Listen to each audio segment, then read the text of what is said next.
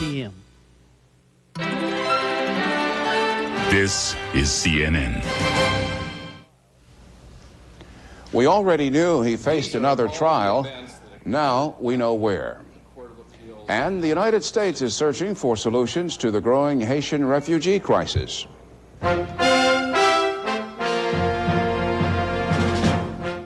This is CNN's Prime News, taking the time to examine world events, issues, and newsmakers, with Bernard Shaw in Washington and Susan Rook in Atlanta.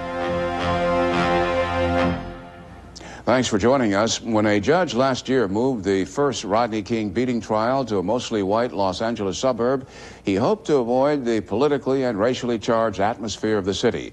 But following the deadly LA riots, the judge decided to bring the upcoming retrial home. CNN's Ann McDermott reports. Officer Lawrence Powell's attorney argued that the incredible shower of media attention in recent weeks would make it nearly impossible for his client to get a fair trial in Los Angeles. But the judge decided otherwise. The population of the state of California is fully aware, wherever you go, of what happened after the trial. And those are concerns that would exist wherever the trial took place, whether it's in Los Angeles or some other part of the state. So Los Angeles it will be. Los Angeles, where violence erupted when 3 police officers were acquitted of the beating of Rodney King. Powell, the 4th officer tried in that case, was acquitted on all but 1 count, which the jurors deadlocked on. Angry Los Angeles residents believe the men were acquitted in part because the trial was moved out of Los Angeles, moved to a mostly white suburban community in nearby Ventura County.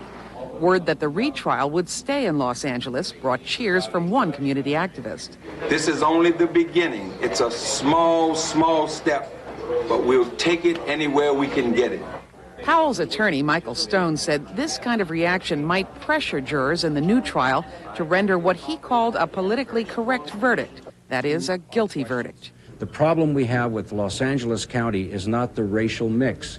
It's the involvement of the community in all of the things that have occurred here over the past year. The judge, apparently mindful of all those things, including the recent rioting, called for a cooling-off period before the trial, which is set to begin October 19th in Los Angeles County. However, the judge indicated his decision not to change the trial's venue was not written in stone. If enough fair-minded jurors could not be found here, he said, he would not hesitate to move the trial to another county. Ann McDermott, CNN, Los Angeles. Pentagon officials have slated 63 overseas military bases for closing or cutbacks. 2 are in Korea, the rest are in Europe. Worldwide, the latest moves will affect roughly 6,000 troops, 800 U.S. civilians, and some 2,700 employees of the countries involved. Well, there is increasing criticism today on the administration decision not to pick up all Haitian refugees on the high seas. CNN's Wolf Blitzer now on a major dilemma that appears to have no easy solutions. Facing a mounting crisis over what to do with Haitian refugees, the U.S. is planning to send a team of diplomatic and military officials to the Dominican Republic to survey possible sites for a second camp. U.S. officials hope it could accommodate perhaps as many as 10,000 people. No final decisions have been reached, but officials are encouraged that the government of the Dominican Republic, which shares an island with Haiti about 100 miles from the U.S. naval base at Guantanamo Bay, Cuba, has tentatively agreed to let the survey team in. It is a major problem for us because Guantanamo Bay is basically full. We've got a capacity to handle about 12,500 people there. It's a relatively small facility, and you start to run out of the capacity to handle water and sewage and medical care and housing and so forth. The Pentagon says no more Haitians will be permitted in until there's room, meaning until Haitians are either repatriated or authorized to come to the United States where they can apply for political asylum. On Thursday, the U.S. Coast Guard imposed a new and more selective policy on rescuing Haitians on the high seas. Only those deemed to be in a life-threatening situation will be brought aboard Coast Guard ships. The Voice of America has started to broadcast this announcement in Creole in order to discourage Haitians from leaving. But the reaction to this policy change in Miami's Little Haiti was very negative. If there were a different color, if they came from Europe, there would have been room. Not only in Guantanamo, there would have been room for them in the main continent, in the continental United States. They let the other refugees in. the Cubans, they come in large amounts. They are allowed to come in. The other refugees, they are allowed to come in. Why not the Haitians? We're there on a humanitarian mission. We aren't letting anybody die. We're doing our best to pick them up. But for Haitians and their supporters, that effort is clearly not enough. Wolf Blitzer, CNN, the Pentagon.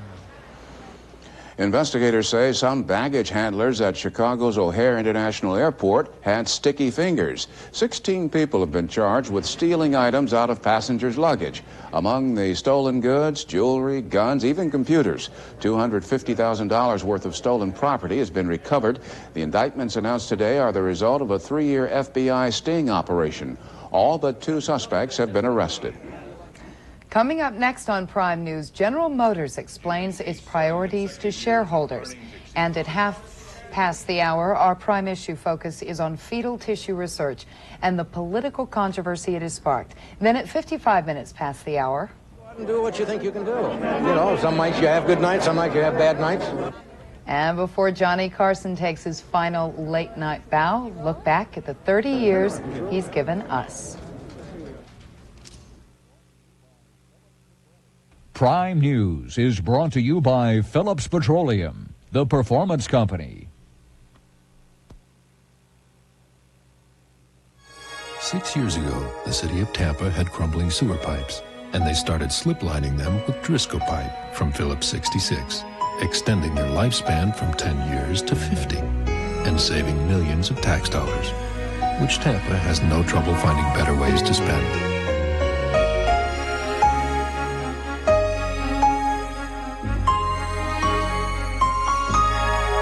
Solutions from Phillips 66, the performance company. Around 1900, GMC Truck built America's first gasoline-powered truck and went on to make trucks our only business. A heritage of trucks that, some say, worked a little harder, lasted a little longer. And that's still true today in a truck that gives you the most standard payload and the strongest resale of any full-size pickup. Sierra. From GMC Truck, more proof of the strength of experience. These days, I've got plenty of ways to spend money. Mom, I need a check for my cheerleading outfit. That's why I get all my family's glasses at Pearl's Eyebuys department. Coach says I need a new pair of cleats. See, Pearl's Eyebuys is a whole new department of great-looking glasses for one low price, including the lenses. Hi, hon, I got your car out of the shop. Yeah, thanks to Eyebuys, I've got money to burn. Eyebuys by Pearl, just in time for times like these. Ready for the perfect vacuum cleaner? Here it is, the Dirt Devil Power Pack. The convenience of a canister vacuum with a power nozzle that adjusts to any surface. Get power and convenience with Power Pack from Dirt Devil. Tonight, one woman's shocking account of life in the mafia. Plus, from the controversial movie Basic Instinct, actress Sharon Stone. Tonight, Larry King Live, 9 Eastern on CNN.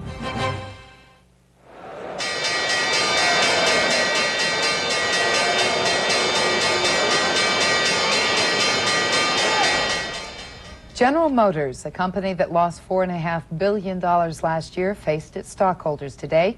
Executives said even if sales pick up, GM is going ahead with plans to cut tens of thousands of jobs. CNN's Ed Garston has more from Fort Wayne, Indiana. Well, there's been a lot of heartbreak associated with General Motors in the past few months. Announced plant closings, demoted executives. But for the second straight year, Chairman Robert Stepple took the annual shareholders show on the road to say things are looking up for the embattled giant. General Motors is on the way back. The first quarter of 1992, your company reported net income of $179 million. Excluding non-recurring items, that's a $1.3 billion improvement from the first quarter of 91. Stipple said he expects that upbeat trend to continue thanks to a corporate restructuring plan and a change in the company's focus. Your corporation's North American focus has moved from market share with profitability to profit first. There were expectations the stockholders would grill Stempel over plant closings and the executive shuffle.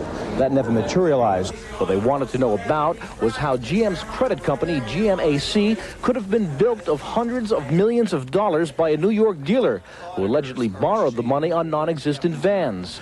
This is a disgrace to this company. That this thing can happen at General Motors and for such a long time is absolutely incredible. I want a complete explanation, Bob. The fact of the matter is it happened. We are embarrassed, but I can assure you it will not happen again, and we are taking very strong corrective actions to make sure of that. Well, for the most part, the 1,600 shareholders who stuffed the hall bought Stempel's explanation and GM's plan to return to profitability. Sometimes that's what it takes. You can shake them up a little. Right, I think that's a step in the right direction. If you have excess capacity, it's foolish to maintain it. Indeed, one analyst says GM scored a big public relations coup by taking the meeting on the road to a sympathetic audience, away from the Motor City cynics. But questions remain.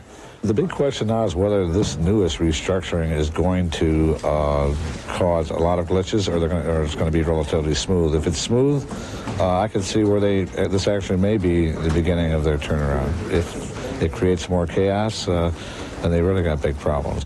But in GM's mind, if the investors are convinced it will work, it will. Ed Garston, CNN, Fort Wayne, Indiana. The recession is being blamed for a less than healthy budget surplus during tax time. The federal government usually can count on a large influx of tax revenue in April, the income tax deadline. Last year, there was a $30 billion surplus, but this year the figure was less than half that, and April tax receipts were down $10 billion from the year before. Money is power. But how do people with poor or no credit history find the money to realize their dream to own a business? With traditional banks likely to say no, many people are pooling their meager resources to start their own self-run lending group. CNN's Margaret Lowry reports on the simple but innovative system. Lynn Hardy said goodbye to welfare when she set up shop in her Southside Chicago home. A fledgling graphics business started with the help of a Circle loan. I need more. Okay, but I know I have to take it one step at a time, but it is. It's allowing me to put my dreams to work. Putting dreams to work, that's the point of Circle loans. Small loans for would-be entrepreneurs with poor or no credit history. They form circles of 5, taking responsibility for each other's loans, a kind of buddy banking system. The bank called and said the Women's Self-Employment Project brought the concept of Circle loans to the streets of Chicago from Bangladesh, where it began as a way to help poor rural women. Here, WSEP borrows money and lends it to the women. The repayment rate so far, 100%. People have some very basic rights. Credit should be one of those. When women come into the group, they're using peer pressure, peer support, as a substitute for collateral. Into your cost of living versus your business. Enterprise agent Jackie Taft helps start Circles. The process is staggered. Only after 2 women start repaying will 2 more qualify. Everybody has a stake in the Full Circle Fund. Everybody has a stake in the circle and the mission, and they want to see it work and they want to be successful. And another big part of it is that they want to succeed individually too. Initial loans up to $1,500. But once all loans are paid, members qualify for bigger ones, up to $10,000, and the circle can begin again. Chicago has 23 circles in distressed neighborhoods, such as Inglewood on the south side, where single women head most households, and folks struggle daily just to keep their patch of green free of drugs, gangs, and violence. When a circle is successful, it has a ripple effect, benefiting a larger community. Susie Lawrence, for example, employs 5 people at the car wash she's kept going through Circle loans. Everyone that works for me is from the community, so that helps them and it helps me also. For Lynn Hardy, the Circle loan means sketching out a future. Despite your fears in life, despite anything, that you can make it, as long as you have faith within yourself and faith in God. And perhaps a Circle loan. Margaret Lowry, CNN, Chicago. Small-town America sounds off on Murphy Brown, Vice President Quayle, and family values. The story from Prime News continues.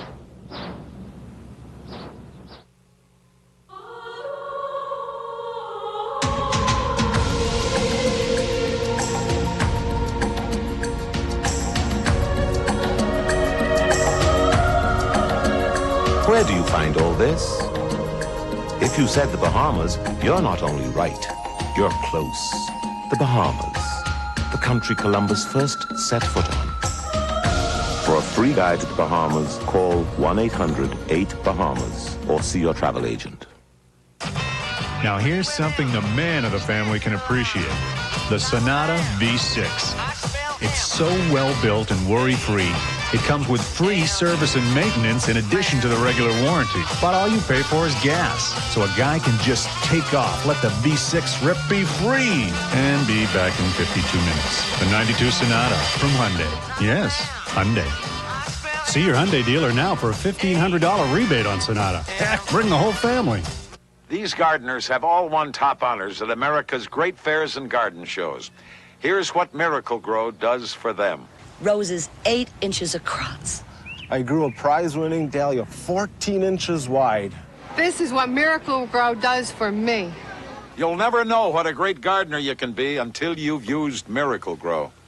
Now the Miracle-Gro No Clog 2. It's 3 feeders in 1. It's a gentle feeder for delicate flowers, a wand feeder, a lawn feeder. A late-night snack, and no bag keeps it fresher than Ziploc brand storage bags with the Gripper Zipper. Tough, tiny teeth you can feel gripping, so you know freshness is locked in. Honey. Caught red-handed. There's only one Ziploc. Manolo. With just his hands, he does the impossible. And with him, there's Sector. Sector. No limits. Amidst an uneasy calm, demonstrators in Bangkok, Thailand mourn those killed in 4 days of violent political protests. There are indications, meanwhile, that the effort to oust the unelected Prime Minister Suchinda Kraparayun may prove successful. The parliamentary coalition that put the former army chief in power is now proposing constitutional reforms that would force his resignation. It was at Suchinda's direction that troops opened fire to crush the protests this week. Outraged at the, quote, humanitarian nightmare in Bosnia-Herzegovina, the Secretary of State James Baker says the United States is taking action against Yugoslavia. Baker says the U.S. is withholding its ambassador to Belgrade, reducing its embassy staff there. The U.S. is also closing Yugoslav consulates in New York and San Francisco and breaking remaining contact with the Yugoslav military. Meantime, 3 former Yugoslav republics are now United Nations members. Bosnia, Croatia, and Slovenia were admitted on the Security Council's recommendation. 2 years after the fall of communism in Poland, Russia now says it will withdraw 40,000 former Soviet troops still in Poland. The agreement was announced in Moscow as the presidents of both countries signed a friendship treaty. Poland's Lech Walesa brushed off criticism at home that this treaty does not mention Soviet crimes against Poland during the Stalin era. A former Marine Corps captain was executed early today in Texas for hiring a hitman through a magazine ad to kill his wife. 45-year-old Robert Black died by lethal injection after the U.S. Supreme Court denied his appeal. Evidence showed he paid $10,000 to have his wife killed in 1985. An angry Virginia Governor Douglas Wilder lashing out again at fellow Virginia Democrat Senator Charles Robb. Wilder today accusing Robb and his staff of participating in a negative publicity campaign against him, the likes of which he says had not been seen since Watergate. He alluded to the issue of race. When people have pled guilty to conspiracies, to discredit me, pled guilty. The question is, why me? And I don't want some young boy or some young girl sitting watching the performances of Doug Wilder to be denied the opportunity in future years to aspire to high office because someone would say, well, you know what happened when the first black elected governor was there. You saw what he did. Part of the politician's latest feud stems from an illegally taped telephone conversation of Wilder back in 1988. 3 of Robb's former close aides have pled guilty to charges stemming from that secret taping. Fictional character Murphy Brown, her new baby, and Vice President Dan Quayle. It's a trio that sparked a debate across this country and across the political spectrum this week. So how does the debate play in one small Texas town? Here's CNN's Mike Capps. Waxahachie, Texas, 35 miles south of Dallas. Population 20,000 and growing, due to the nearby superconducting super collider. It's racially diverse, 64% white, 18% black, 18% Hispanic. 20 years ago is the same as today. Newspaper editor Sandra Manatra says most Waxahachie residents value morals and religion. Whether they are retired couples with an empty nest or young couples raising young children, still adhere to, look for, and value traditional family roles. Adult probation supervisor and school board member Alfred Mims believes Vice President Quayle missed the point. Mims cites the economy and lack of jobs as causes for the rioting. We have a lot of problems in America. I hope that we take the time to face them. I hope that we take this opportunity to do something about them. I hope the Vice President, the President, look seriously at these things. Waxahachie has 60 churches. Most minister to dozens of single parents. It's very common. Unlike criticism leveled at the fictional character Murphy Brown, United Methodist minister Jim Alney praises the work of single parents. They don't deny their kids opportunities for fun, for education, and certainly don't deny them love. So I think they go the extra mile. Being extra nice to me. The 90 children at this Waxahachie daycare center come from a mixture of homes where both parents work, or from single-parent families. Director Cheryl Hayes calls the daycare a center of security, a fill-in family. 99% of the parents are working from early morning until late night. That does not mean that they are uncaring about their children. Hayes disagrees with the assessment that loss of family values caused rioting in Los Angeles. Maybe it's things like that that open our eyes to the real and true need of the heart to be nurtured. Hayes says most single parents she deals with are deeply involved and show great love for their children. The daycare center director is optimistic, believing the American family has changed, but the home is still strong. Mike Capps, CNN, Waxahachie, Texas. When Prime News returns, hanging on for dear life, we'll tell you about high drama in the nation's capital. Karen? And we had a heat wave across the Northeast as well as New England, and I'll update you on the rainy travel for this holiday weekend as CNN's Prime News continues. Steve? Divorce? Worse, they moved. Bad? How about the van showing up a day late? Depressing. Or finding your crystal vase in 3 pieces? No. I should have called United Van Lines. United moved us from London to Minneapolis. Piece of cake. Only thing they didn't do was cook dinner. I hear you. But neither did I. No surprises, no loose ends. No wonder people recommend United more than any mover in America. United Van Lines. We're #1 for a reason. Mom, tell the truth. Is everything all right? Is this where we reverse roles? Be serious. I mean, you won't have to sell the house or anything, will you? Well, why would I do that? Mom. Look, when you were away at school, Dad met with Greg Hall down at Payne Weber. No, that was 10 years ago, though. They set up this annuity just in case anything happened. So you have enough? More than enough every month. How'd the Payne Weber guy know back then what Daddy wanted for you? You asked. Kids have room to play in Virginia. They can climb our Blue Ridge Mountains, build the world's biggest sandcastles along Virginia's beaches, scream all they want at our theme parks. And if they get up early on a Chesapeake summer morning, they'll see something they'll remember forever. A big kid named Johnny Forrest catching the best dinner of their lives. Call for your free Virginia Vacation Guide. On CNN tomorrow, the Bush administration's rebel with a cause. HUD Secretary Jack Kemp on Evans and Novak. Then on Newsmaker Saturday, the vice presidential flap over what a family should be. All tomorrow on CNN. We see them all the time, hanging outside those office windows, and we wonder, what if? Well, today, what if happened here in Washington? Fortunately, no one was hurt. 2 painters caught by their safety ropes when a scaffold collapsed. The painters had been working 3 stories up on a post office that is being restored. A fire department cherry picker came to their rescue. Now, let's go to Karen McGinnis for the weather.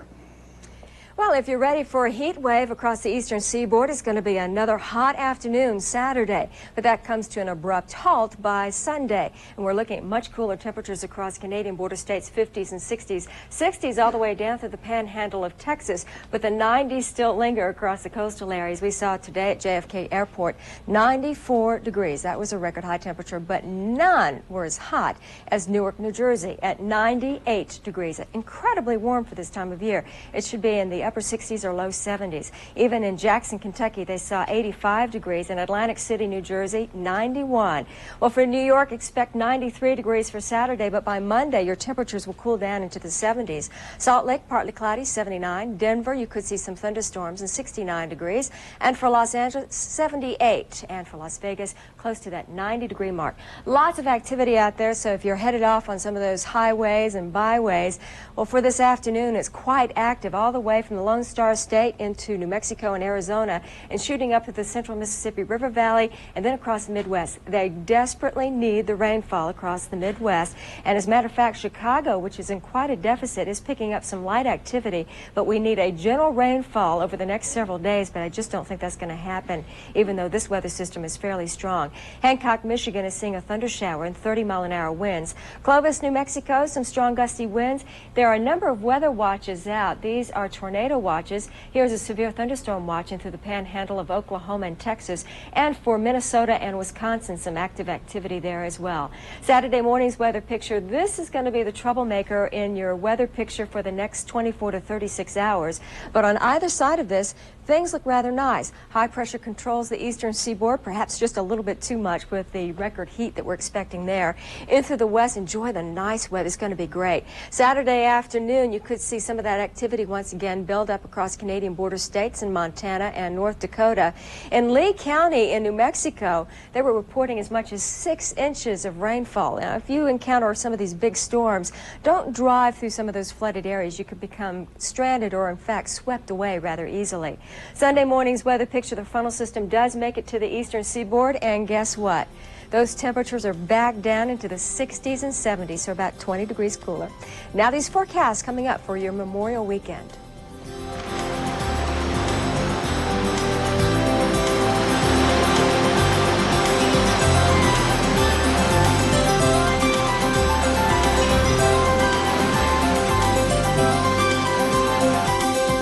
Have a safe and enjoyable holiday. CNN's Prime News continues now with Susan. Karen, thank you. And coming up, our prime issue tonight, fetal tissue research. Is politics standing in the way of progress? Welcome to Hotel Views, the summer getaway. Holiday Inn or Ramada? Bob? Thank you. Susan, you heat rash. At Holiday Inn, you get a place to eat, a place to sleep, and a place to swim. Come on, it's a perfect vacation. Bob, you compost heap. Ramada's got great rooms, nice restaurants, and refreshing pools, just like Holiday, but at a better price. And now with Ramada's summer sale, you and the family can get away for as low as $39 a night. You could save enough to buy some breath mints. There's no debate. Ramada's in, Holiday's out. This is my bird box, and I used a little paper, and I put some moss around the entrance. I made a bird box, and I put a little perch on there, and on the bottom it says, wipe your feet. These take-home nests were paid for by Phillips Petroleum. I'm expecting doves, blue jays, and robins. I'm expecting one of those yellow and black birds. An investment that comes with its obvious rewards. Prime News continues, followed by Larry King Live after this local commercial break. Next on CNN. Sunday on TBS. It's the very first Bond movie. You won't get away with it this time, Dr. No. The first bad guy. Neat trick. Tall chick. Looking for sheriff? No, I'm just looking. The first medium dry martini. Shaken, not stirred. The first time for everything. Almost. Sean Connery is James Bond in the very first Bond movie, Dr. No. 10:35 Eastern, Sunday morning on TBS. It's a voyage of technological artistry, created through scientific thought, designed on a space-aged canvas, producing a manufacturing phenomenon. It's the Soloflex muscle machine. Call now and take your body on an incredible voyage to renewed beauty. Soloflex, 21st century design for today's needs.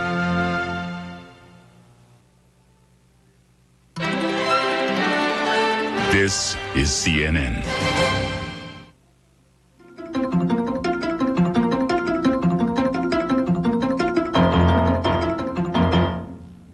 Our prime issue tonight, fetal tissue research. Congress is considering a bill that would overturn a ban on federally funded research from aborted fetal tissue.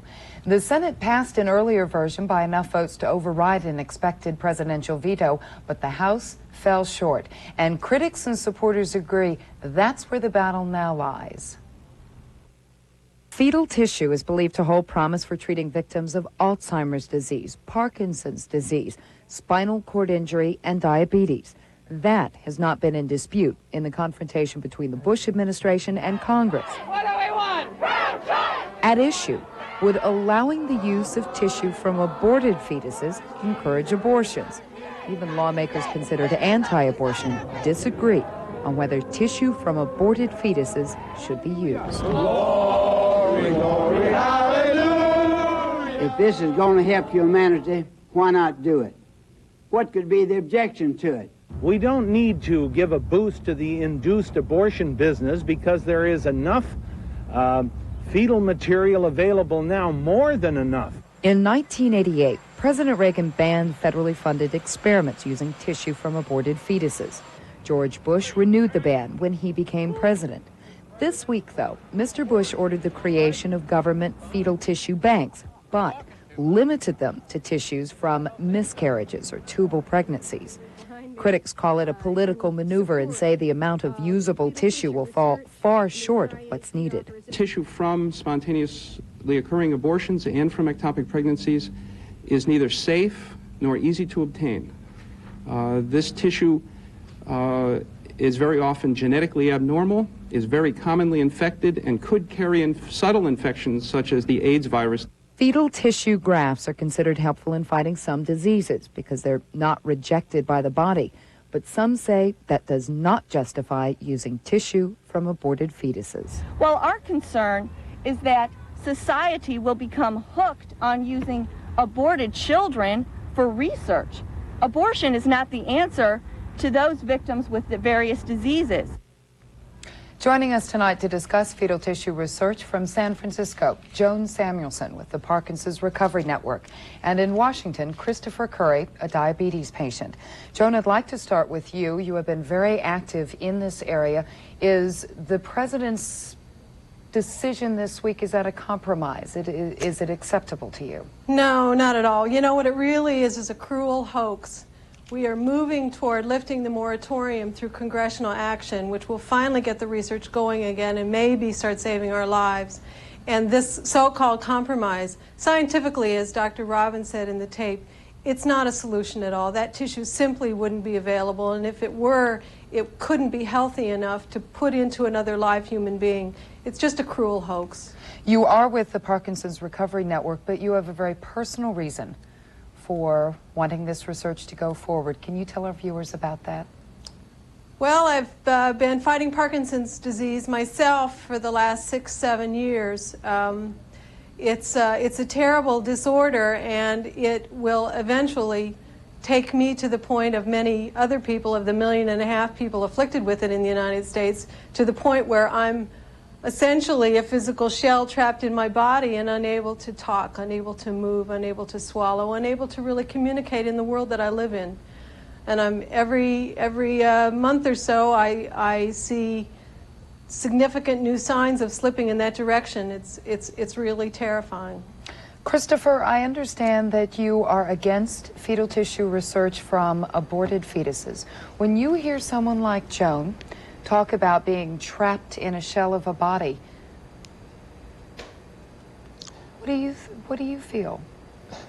Well, I obviously feel sympathy for her. I myself suffer from a chronic condition which is progressive, that is juvenile diabetes, and I've been fighting that for 20 years. I now have a few early complications from that as well, with my eyes and my kidneys. And so I have the same feeling of hope and desperation that she does. And that's why I'm in favor of spending as much money as we can to find a cure. And yet, because of the federal ban, research has been at a virtual standstill since 1988. Well, I don't think it's because of the federal ban. I mean, I think that there has been some doubt as to the feasibility of using fetal tissue. It's still in an experimental stage. It's still being used in animal tests and that kind of thing. I think it may have some promise in the future, and that's why I was very happy to hear about the president's directive to set up these fetal tissue banks. I don't believe that's a compromise. In fact, a compromise implies that each side is giving up something. In fact, both sides are gaining, because with this approach, we're going to actually have fetal tissue available for research from ethical sources, and that tissue will be collected and be preserved and disseminated by a federally directed project. And so yet, actually more available. what about the medical scientific argument that that tissue is defective? Well, some of it obviously is, as is some tissue from elective abortions as well. I mean, the facts are not really much in dispute. Only about 6 to 9% of that tissue is usable, but at the same time, 5 to 7%, but only 6 to 9% of elective abortion tissue is usable as well. So obviously you have to use only a small percentage. However, given the research needs, that still leaves us much more than enough. We should be able, the Department of Health and Human Services and NIH has estimated that we will be able to obtain 2,000 sources per year at a minimum, using ethical sources of miscarriages and tubal pregnancies, and that will be more than enough for the research. Joan, that's just not true. The medical community is pretty united on this. There was a very exhaustive, careful debate of exactly this same option on the Senate floor last month, occupying hours of debate time with letters from scientists all over the country, and they determined that the tissue just is unhealthy and unavailable. There's a very little bit of it that might be available, but it's just too little to sustain a research program. And I'll give you an example. There's a tissue bank, one tissue bank in the United States right now that's struggling, trying to use tissue from whatever source they can get it to continue their research in transplanting tissue to save victims of Parkinson's disease. They have been trying for the 4 years they have been in operation to find tissue from spontaneous abortions or ectopic pregnancies, and they haven't been able to find one sample in 4 years. This tissue that's has pretty not, good evidence that this simply won't work. No, actually, it already has worked. There's actually a case, a well-known case of the Reverend Walden and his wife who obtained tissue from an ectopic pregnancy to help their unborn child.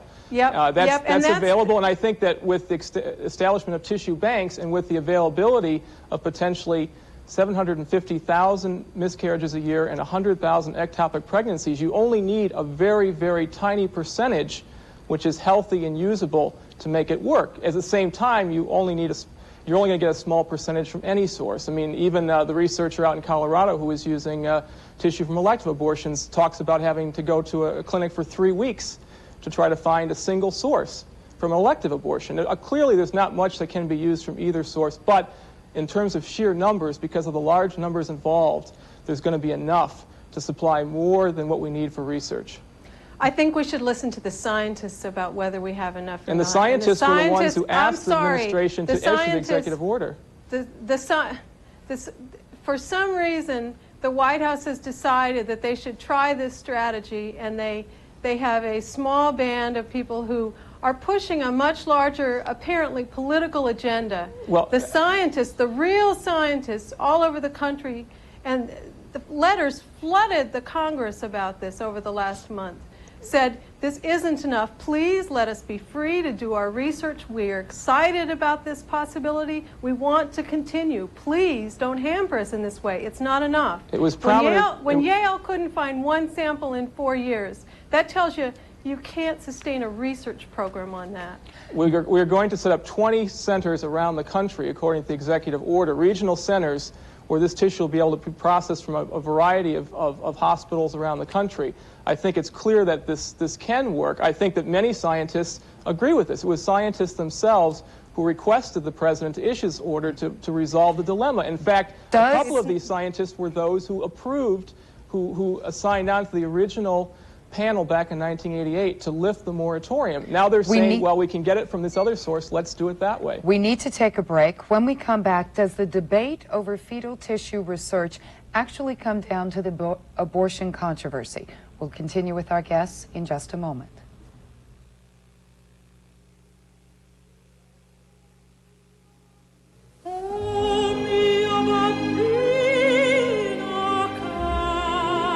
Now, by special arrangement with the world's leading record companies, we proudly present 50 great moments of opera. And here they are. The world's most beloved voices, Luciano Pavarotti, Placido Domingo,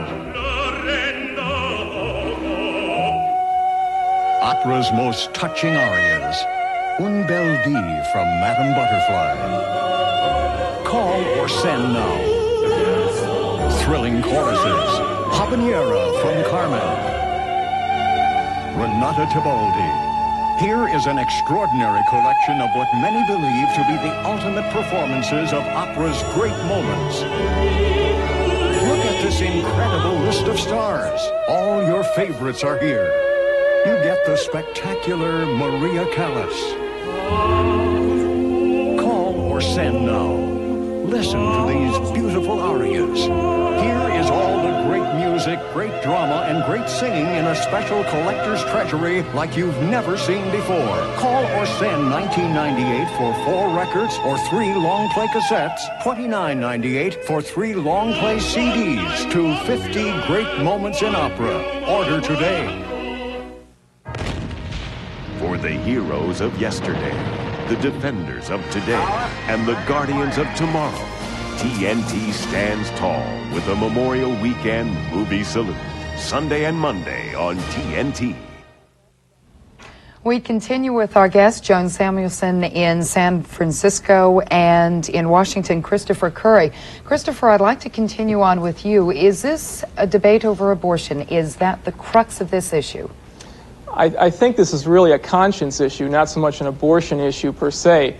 The issue But abortion is a conscience issue, and many people who are anti-abortion are saying, no, this doesn't have anything to do with whether you are for or against abortion. I think for those of us who have diseases, it can't be so easily rationalized. I mean, 63% of Americans are opposed to this research, according to the Worthland poll. I believe disease victims see the ethical issues the same way, except for the fact that we have to face more clearly the prospect of someday maybe having to face a transplant that may help us at the cost of someone else's life. And that's a very horrifying prospect for us. And that's why we believe that as conscientious objectors, we should be able to get tissue sources that are ethically acceptable so that we can benefit as well from this research. Christopher, abortion at this point is still legal in this country. How do you feel as you watch the changes going on in your body, the possibility that this research might help you and might save your life, and that it isn't going on?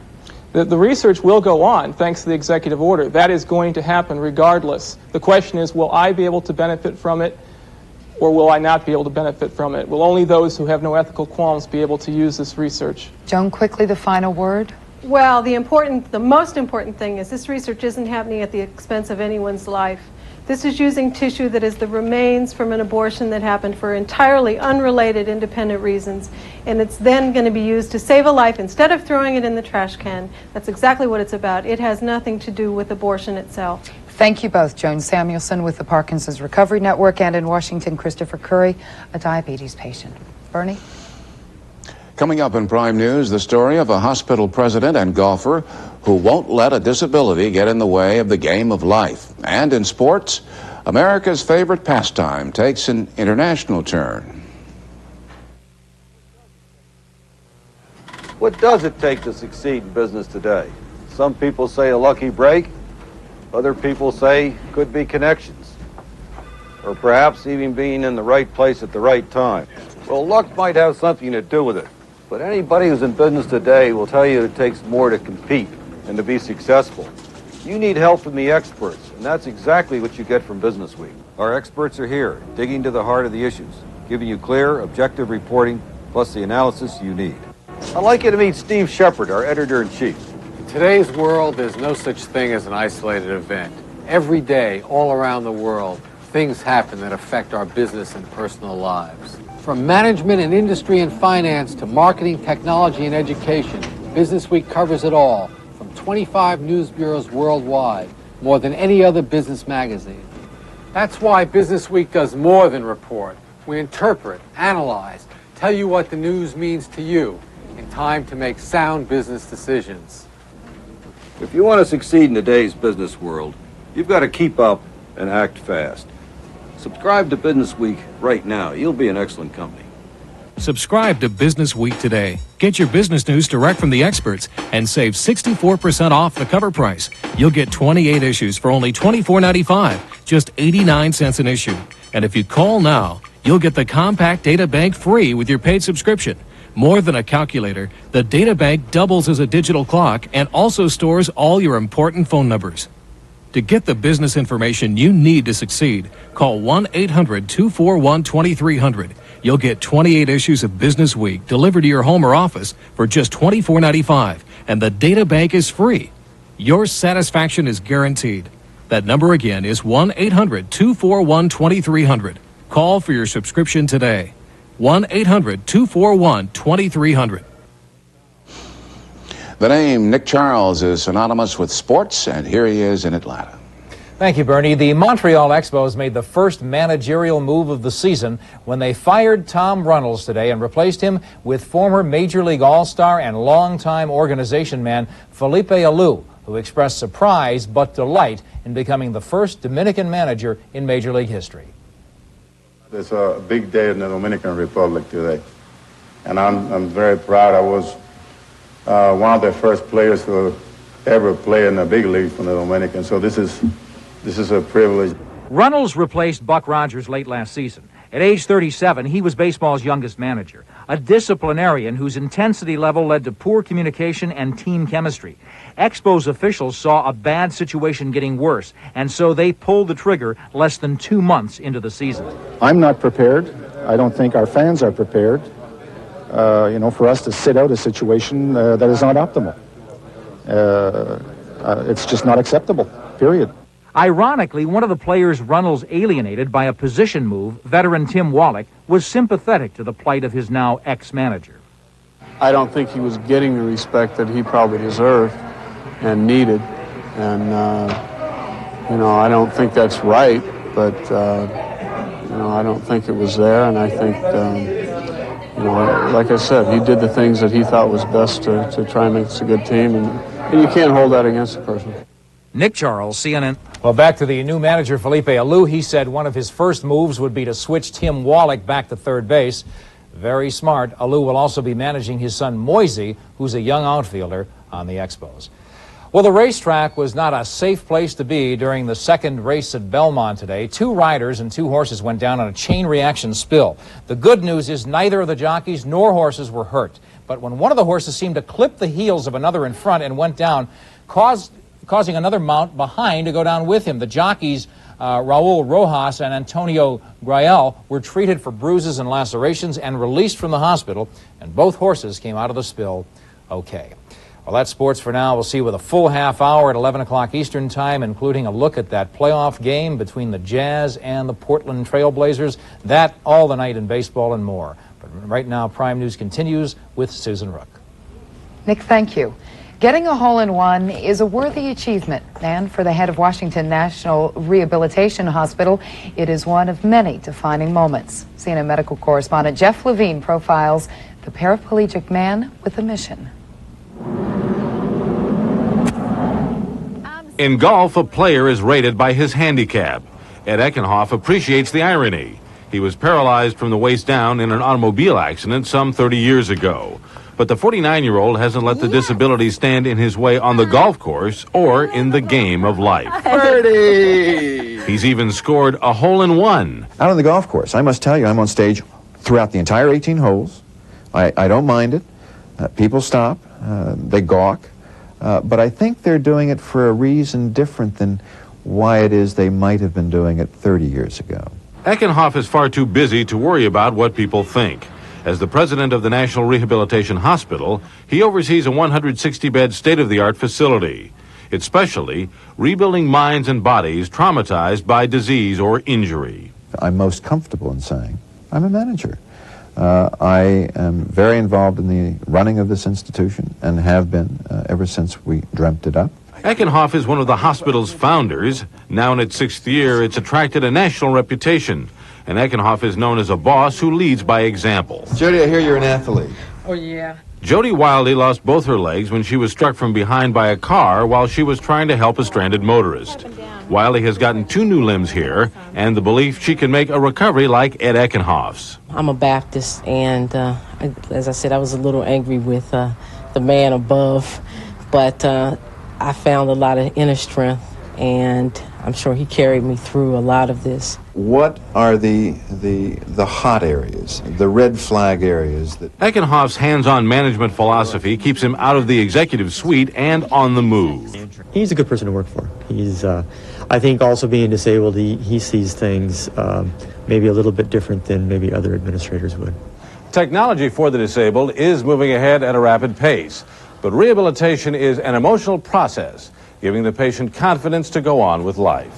Eckenhoff, who's married to an occupational therapist, can help answer the fearful questions posed by the newly disabled and answer them in the affirmative. Am I going to be able to make love? Am I going to be able to have children?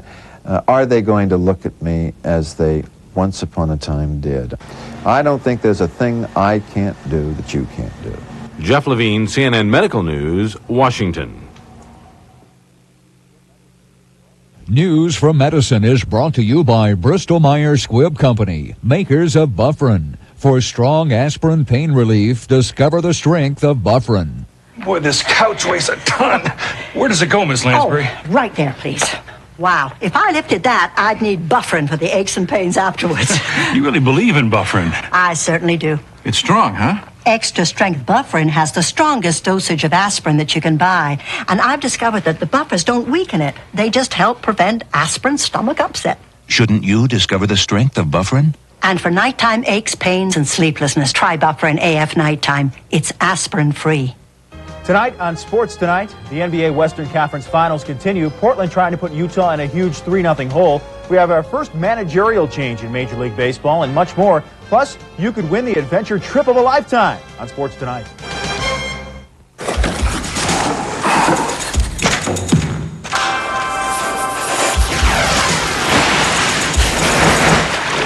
This year, Kraft is helping to feed our athletes as they train for the 1992 U.S. Olympic team, giving our best as they give theirs. Because we know after a hard day's work, there's nothing better than coming home to a good meal. Kraft, setting the training table for the 1992 U.S. Olympic team. The day may come when travelers don't care how much their luggage weighs. But for now, there's the Samsonite Lightweight. It's 25% lighter than the average soft-side suitcase. Because at least in the immediate future, the weight of the luggage you carry can still be a matter of some gravity. Samsonite, our strengths are legendary.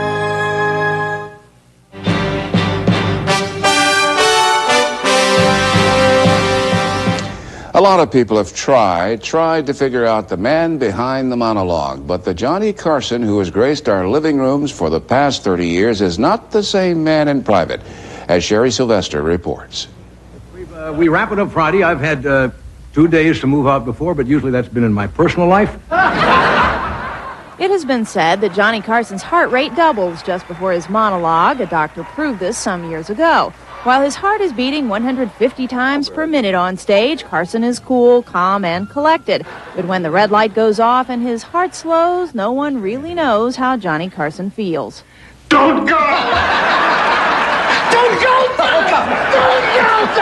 The very first day, October 1st, 1962, I went to Johnny's dressing room office complex, and I walked in. I said, "Can I see you for a minute?" He said, "Sure." He said, "What do you want?" I said, "I just wonder, when we go downstairs," the studio was downstairs, I said, "When we go downstairs tonight, how do you see my role?"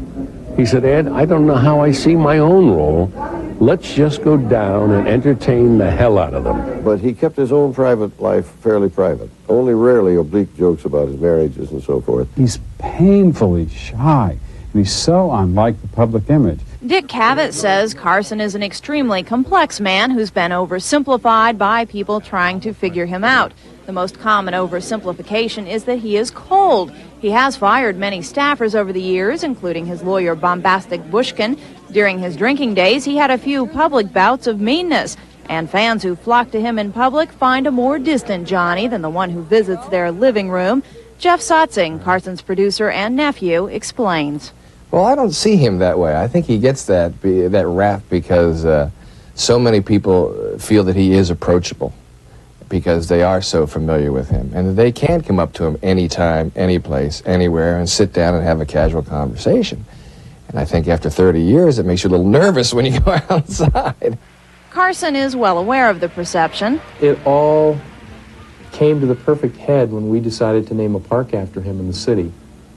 And just to show you the type of character that Johnny Carson is, his first comments were, number one, the water coming out of the drinking fountains will no longer be warm, it will be cool and aloof. Though he is not close to his staff, he has shared with his audience many of his personal tragedies. He has joked of his 3 failed marriages and had a policeman escort him on stage following a drunk driving arrest. I was doing research for my new special called Johnny Goes Home to the Slammer. When Tiny Tim married Miss Vicky on the highest-rated Tonight Show ever, he saw a Carson that 45 million viewers did not. I think he's very sentimental. A lot of people don't know this, but I think he's very sentimental about romance. He was so shaken by the death of drummer Buddy Rich that he took a night off. He was emotional as well with friend Michael Landon, who made his last appearance on The Tonight Show. I'm very flattered you'd be here. Well, you're my buddy, man. Feel that you're comfortable enough. I am comfortable. Son Rick died weeks later in an auto accident. Carson's family tragedies included 3 failed marriages. Seeing Johnny Carson at home made me feel that he wasn't really at home. He was more at home at NBC. He's more at home when that light is on. When that red light is on, he's alive. Johnny comes to somebody's party, and he's doing magic tricks, and he's joking. And they think, oh, isn't that wonderful? Johnny was relaxing. But just the opposite. With his true intimates, he'll just sit there and not say much of anything. You know, that's what he does when he feels comfortable. He doesn't play this role that he plays so brilliantly. Carson did spend time at home when a writer's strike halted production. He came back early, writing the jokes himself. Yes, that's scary. Yeah, that's real fear. What runs through your mind? You just go out and do what you think you can do. You know, some nights you have good nights, some nights you have bad nights. But in the long run, you hope it's going to work out. In the long run, it's not all that important. It's just a television show. It's not, the Dead Sea Scrolls. So how will Johnny handle retirement? The world may never know. For the man who began as a magician, the great Carsoni has created an illusion of mystery about himself. It may be his greatest sleight of hand. Sherry Sylvester, CNN Entertainment News, Hollywood. That's Prime News in Washington. I'm Bernard Shaw. Good night, Susan. Good night, Bernie. Have a great weekend. From CNN Center in Atlanta, I'm Susan Rook. Larry King Live is next.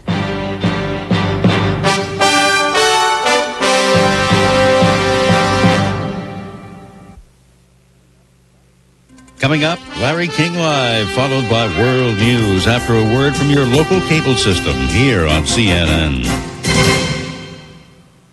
Here's Johnny Carson. Did you hear about the other guys selling cars wholesale? They have holes in the upholstery, holes in the tires. All they need is customers with holes in their heads. Why pay more at the imitators who pretend to be competitors? At Hayes Mitsubishi, we do it right, with prices of only $289 per month for this sporty 92 Montero. That's impressive. Did those other guys leave you with a good impression? Ha! Wrong catalytic converter breath. Only Hayes Mitsubishi does it right. Green Hills Oriental Rugs closes their doors forever this Monday, Memorial Day at 8 p.m. The clock is ticking on the opportunity of a lifetime to purchase the finest Oriental rugs from around the world at savings of 65 to 70% off. This is no gimmick. Don't miss this incredible chance to add lasting value to your home. Hurry to the going out of business sale at Green Hills Oriental Rugs. Sale absolutely ends this Monday, Memorial Day at 8 p.m. How to get a sound night's sleep. place your home under the watchful eye of your nationwide agent. Then, mix in discounts for fire alarms, smoke detectors, and security systems. Add a claim service that's ready day and night. And don't forget to put out the cat. In Nashville, call nationwide agents Del Pirtle and Eric Pirtle. And in Madison, George Watts.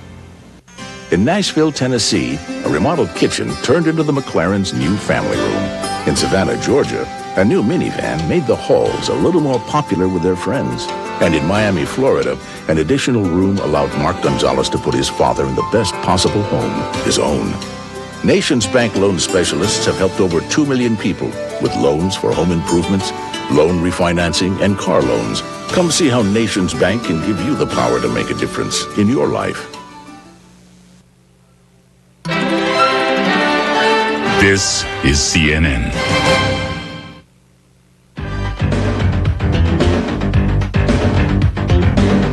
Welcome to Larry King Live, an encore presentation.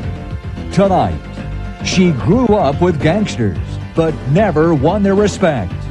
Hear how the revenge of mob girl Arlene Brickman shattered a New York crime family.